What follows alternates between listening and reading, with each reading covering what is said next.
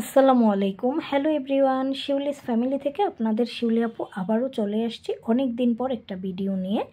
তো আজকে কি দিয়ে কি তৈরি হচ্ছে সেরকম একটা ভিডিও নিয়ে আসছি।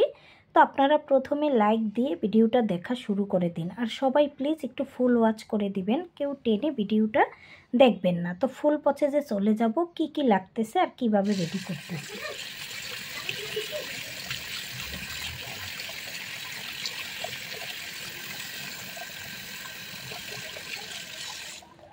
তো আমগুলোকে ধুয়ে তারপরে মুছে, কোনো প্রকারের পানি থাকতে পারবে না।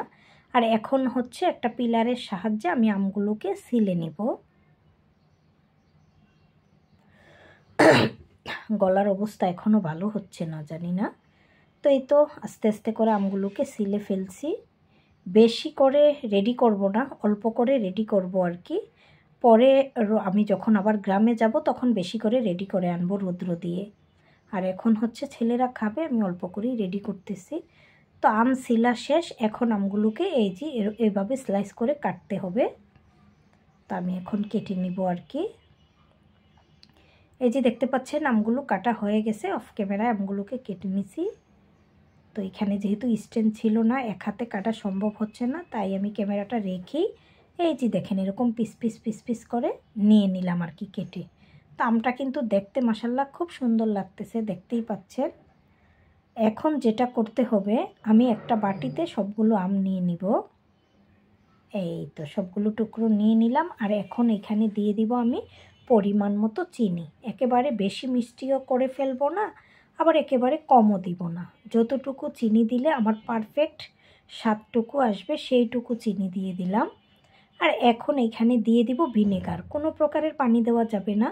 এই যে দেখতে পাচ্ছেন ভিনেগার দিয়ে দিছি। আর এখন এই আমটাকে ভিনেগার চিনির মাধ্যমে আমি মেখে কিছুক্ষণ রেখে দিব। তারপরে চলে আসলাম রান্নাঘরে। তো রান্নাঘরে এসে ছোট্ট একটা কড়াই বসিয়ে দিলাম। কড়াইটা একটু গরম করে নিতেছি দেখুন।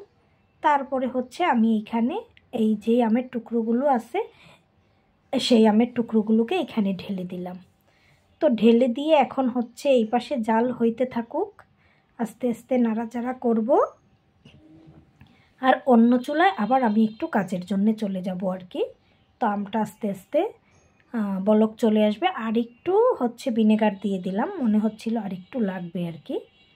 তো এই যে আর একটু ভিনেগার দিয়ে এখন ওই যে বললাম অন্য চুলা, এই অন্য চুলাতে এখানে আমি কিছু চিনি নিয়ে নিলাম। আমি কিন্তু তখন ওই যে চিনিটুকু দিয়েছিলাম, যতটুকু লাগবে ঠিক ততটুকুর চেয়ে একটু কম দিয়েছি আর কি।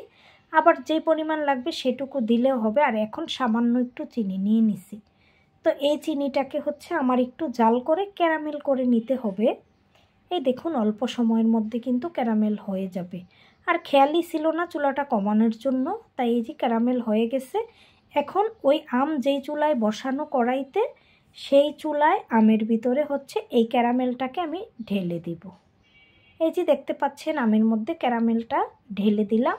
আর এখন কিন্তু পারফেক্ট কালারটা চলে আসবো। যেহেতু কালারের জন্য আমি গুড় দিতে পারতাম, আর গুড়টা বাচ্চারা খেতে চায় না, তাই কিন্তু চিনি দেওয়া হলো আর কি। তো এই আমগুলো কিন্তু সুন্দর সিদ্ধ হয়ে গেছে, আর একদম আয়নার মতো স্বচ্ছ দেখা যাচ্ছে। এখন দিয়ে দিলাম দুটো এলাচ, একটা তেজপাতা, তারপরে দিয়ে দিলাম সামান্য একটু ধনিয়া আর জিরার গুঁড়া। তারপরে এখানে আমি দিয়ে দিব সামান্য একটু এই যে বিট লবণ। তারপরে আমি এখানে দিয়ে দেবো এই যে পরিমাণ মতো লবণ। তো সব কিছু দিয়ে দিব। এখন দিয়ে দিব অল্প করে লাল মরিচের গুঁড়া, যেহেতু একটু ঝাল খেতে চাচ্ছে তাই লাল মরিচের গুঁড়া দিয়ে দিলাম। দিয়ে এখন এটাকে আবারও নেড়েচেড়ে মিশাতে হবে আর কি। তো এই তো দেখতে পাচ্ছেন কালারটা কেমন স্বচ্ছ দেখা যাচ্ছে, আর সুন্দর মতো কিন্তু হয়ে গেছে। এই যে এখনই কিন্তু চুলাটা অফ করে দিব।